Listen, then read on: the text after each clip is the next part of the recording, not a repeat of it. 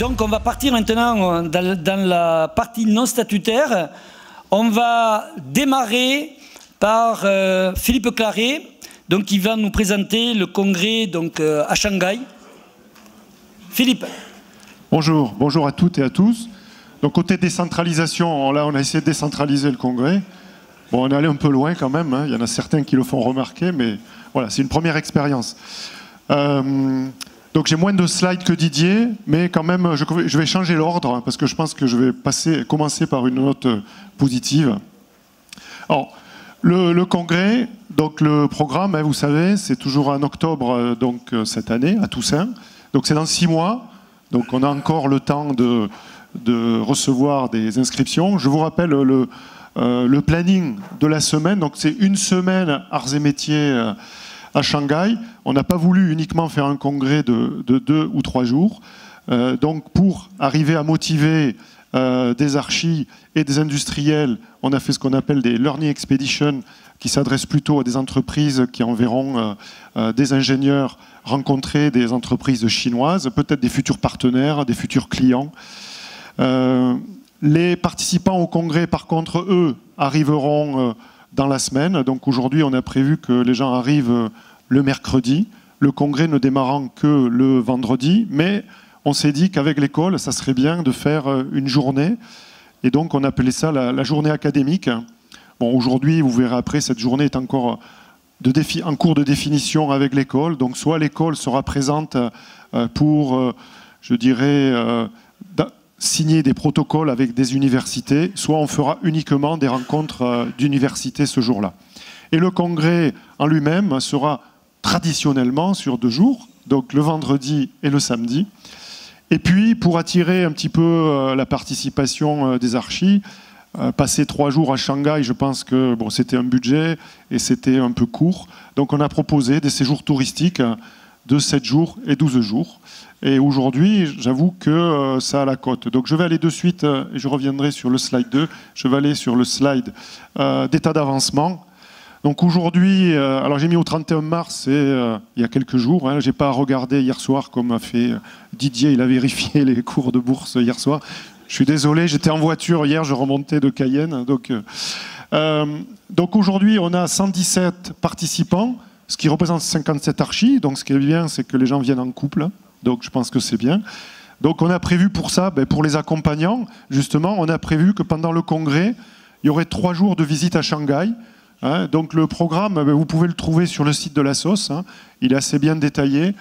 Pendant 3 jours, les accompagnants et les accompagnantes, ça dépend, hein, ça peut être des hommes ou des femmes, auront différentes activités, comme de la cuisine, par exemple. Il y aura de la cuisine chinoise. Par contre, donc, ça c'est la partie France. Et vous voyez, la partie Chine, aujourd'hui, je ne sais pas exactement combien de Chinois seront présents. L'objectif, c'est d'avoir 200 archis chinois, compte tenu qu'il y en a à peu près 500 en Gazar dans la zone de Shanghai. Donc on espère bien en avoir quand même 200. Côté France, on espérait 150. Aujourd'hui, on est à 117. Ça monte encore. Je pense que je suis à 120 ce matin. Donc j'ai bon espoir qu'on arrive aux chiffres que l'on s'était fixés. Côté sponsoring, donc là aussi, je dirais, la démarche avance. C'est un peu plus difficile, mais bon, vous voyez déjà... Alors comment la zapette, il faut appuyer là, voilà c'est ça, voilà. Donc vous voyez, aujourd'hui il y a quand même quelques entreprises qui sont engagées, alors, je ne sais pas si vous voyez les chiffres derrière là-bas.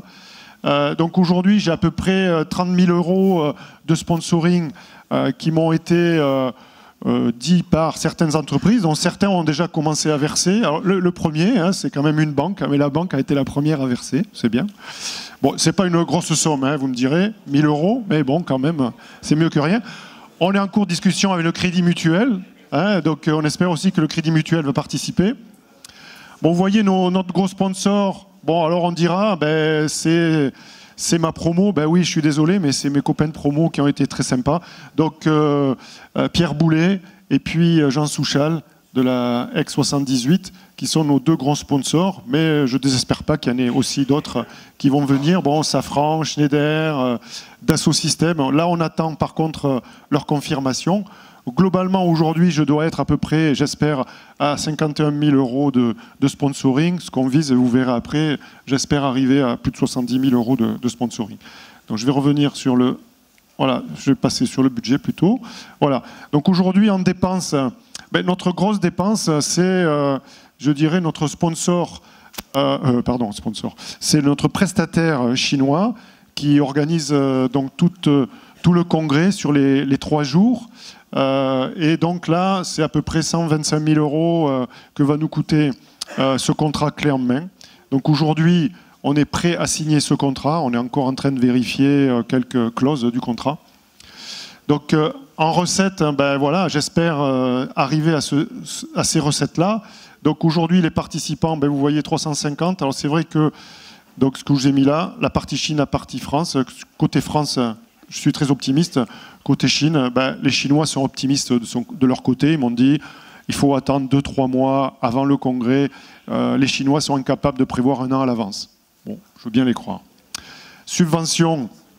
Ah oui, donc subvention, c'est quoi?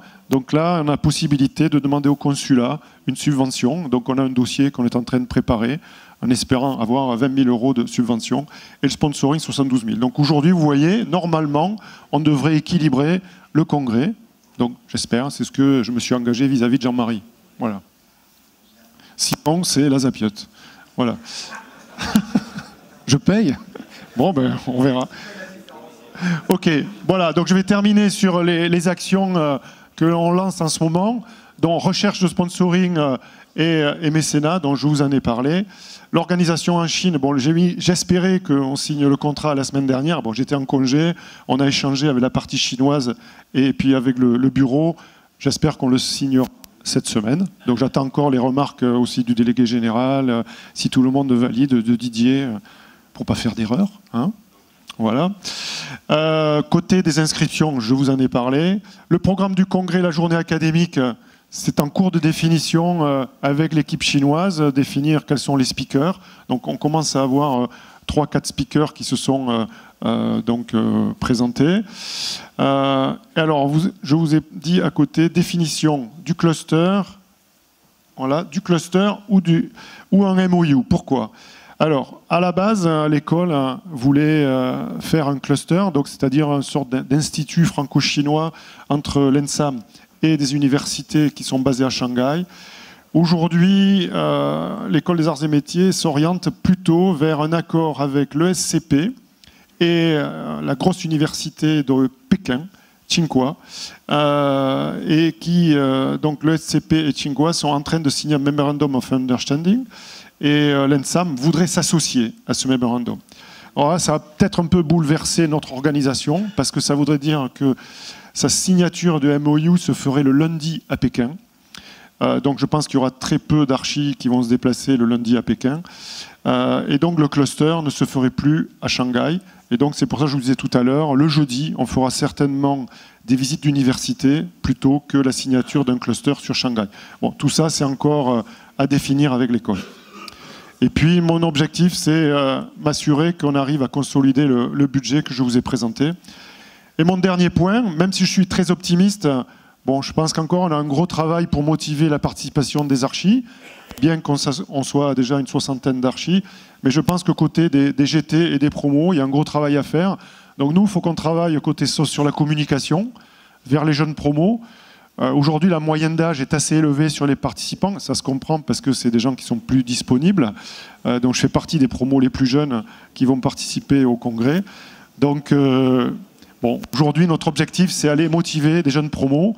Donc, j'attends sur les groupes territoriaux et les promos pour m'aider à motiver les participants. Alors, je ne sais pas si vous avez des questions. Alors, j'ai une question quand même, c'est-à-dire ceux qui maintenant vont s'inscrire au niveau du tourisme. Donc il y a du 7 jours, 12 jours. J'avais réussi à avoir des prix bloqués jusqu'au 20 février, après les mêmes prix jusqu'au 20 mars. Bon, aujourd'hui, les derniers qui viennent de s'inscrire après le 20 mars, il y a eu une petite augmentation des tarifs 7 jours et 12 jours. Donc lundi, je vais à l'agence, je vais essayer qu'on stabilise ces prix au moins encore un mois. Mais ça, c'est les tarifs Air China, puisqu'on va voyager avec Air China. Et les coûts d'avion, petit à petit, plus on s'avance de la date, et plus le coût des trafics vont augmenter. Voilà. Donc n'hésitez pas à vous inscrire.